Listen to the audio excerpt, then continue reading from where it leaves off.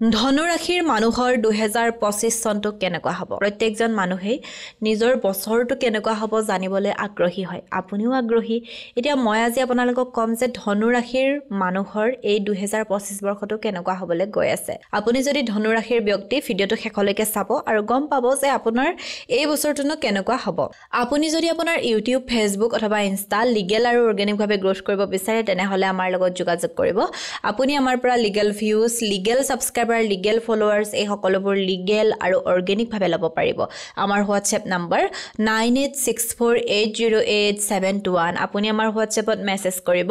আপোনাৰ ক্ৰাইটেৰিয়াখিনি জনাই দিব আৰু আপোনাক আমাৰ তৰফৰ পৰা ফোন কৰা হ'ব এতিয়া আমি জানিম আপুনি যদি ধনুৰাশিৰ মানুহ তেনেহলে আপোনাৰ 2025 বৰ্ষটো কেনেকুৱা হ'ব প্ৰথমটো হৈছে আপোনাৰ 2025 বৰ্ষটোত বৈবাহিক জীৱনত অশান্তি হ'ব এটা কথা কও যে ধনুৰাশিৰ বহুত মানুহ আছে সকলোৰে লাইফত হয়তো সেইখিনি নহব পাৰে কিন্তু বেছি সংখ্যকৰ হ'ব গতিকে আপোনালোকে ইয়াৰ জৰিয়তে আপোনাৰ আহিবলগীয়া দিনৰ এটা থুলমূল আভাসে পাব এতিয়া মই কৈছো যে 2025 ত কি হ'ব ধনুৰাশিৰ মানুহৰ পাৰিবাৰিক অশান্তি অকনমান হ'বলৈ গৈ আছে আপুনি যদি বিবাহিত হয় আপোনাৰ বৈবাহিক জীৱনত অকনমান খামখিয়ালিৰ সৃষ্টি হ'ব গতিকে এই সমস্যাবোৰ নহবলৈ আপুনি কি কৰিব নহবলৈ আপুনি এটাই কৰিব পাৰিব আপুনি ধৈৰ্য ৰাখিব লাগিব কথাবোৰ আপুনি বুজিব লাগিব আপোনাৰ যদি স্বামীয়ে আপোনাক গালি দিছে আপুনি মনে মনে থাকিব আপোনাৰ পত্নীয়ে যদি আপোনাক কিবা এটা কথা কৈছে আপুনি মনে মনে থাকিব এজন যেতিয়া মনে মনে থাকিব কাজিয়া এটা কেতিয়াও ডাঙৰ নহয় কিন্তু যেতিয়া দুইজনে সমানে মুখ চলাব তেতিয়া কাজিয়াখন বহুত বেছি বাঢ়ি যায় গতিকে পাৰিবাৰিক জীৱনত যদি আপোনাৰ সমস্যা আহে আপুনি শান্তিৰে ধৈৰ্যৰে আৰু ঈশ্বৰৰ ওপৰত বিশ্বাস ৰাখি সেই সমস্যাটো সমাধান কৰিব দ্বিতীয়তে হৈছে আপুনি এই বছৰটোত বিশ্বাসঘাতকতাৰ সন্মুখীন হ'ব পাৰে এতিয়া বিশ্বাসঘাতকতা বুলি কওঁতে কেৱল যে স্বামী স্ত্ৰী বা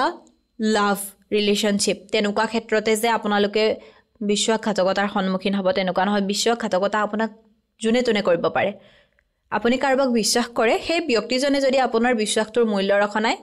হেতু বিশ্বাসঘাতকতা গতিকে আপোনাক বিশ্বাসঘাতকতা জুনে তুনে কৰিব পাৰে গতিকে মানুহৰ লগত ৰিলেশনশিপ কৰোতে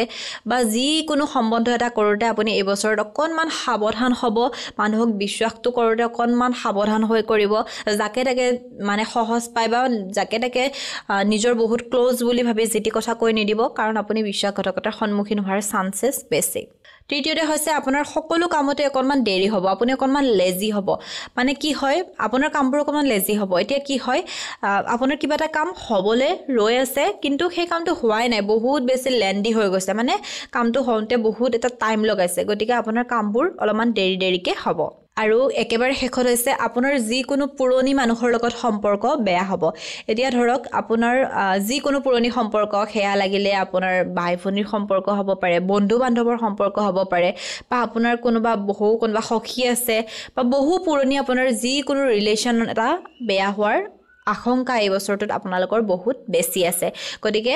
আপুনি এই বছৰত সম্পৰ্ক কৰোতে আৰু বা সম্পৰ্কবোৰ পালন কৰোতে সাৱধানে পালন কৰিব যাতে আপোনাৰ সম্পৰ্কবোৰ বেয়া হৈ নাযায় ঈশ্বৰৰ ওপৰত বিশ্বাস ৰাখি কামবোৰ কৰিব আপুনি ভাল ফল পাব